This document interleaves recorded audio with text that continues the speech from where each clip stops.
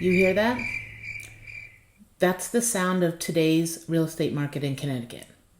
Now, I'm not going to say that every house has the same situation, but I'm seeing more and more homes stay on the market for longer than a couple weeks. I'm seeing more and more properties come down in price. They call it a price improvement. And I'm seeing more and more buyers saying they just want to wait. With interest rates just hinting close to 8% and the possibility of another rate hike in the next month or two, it's a tough market out there. That's not to say deals can't be had. That's not to say things aren't still selling. Of course they're selling. People still need to move.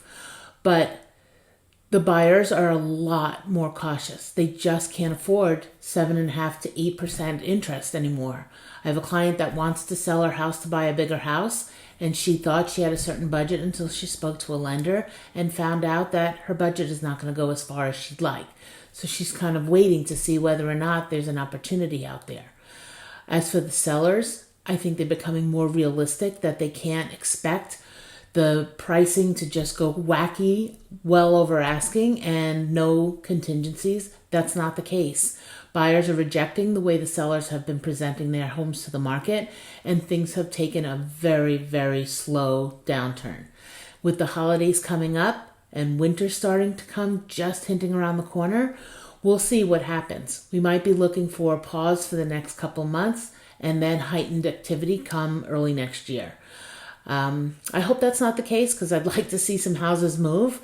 But if it is, this is a great time for, if you're a buyer, get your credit scores up, pay off debt, make sure that you don't take on any more debt. Don't go crazy during the holidays. If you're a seller, clean up your house, declutter, clean the things that you don't normally clean, like the handles on the doors and your light switch plates, and get rid of the boxes that have been living in the basement for a long time, or just extra furniture that you know you may not take to the next house. Start clearing those things up so that when things pick up, hopefully early next year, you'll be ready to rock and the buyers will see all the effort that you've put into your house.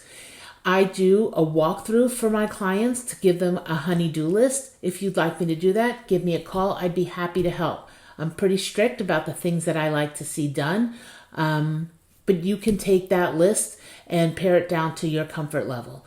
This way, at least if you're a buyer, you're financially ready, and if you're a seller, your house is ready to go, and you can enjoy the next couple of months knowing that you have a plan in place.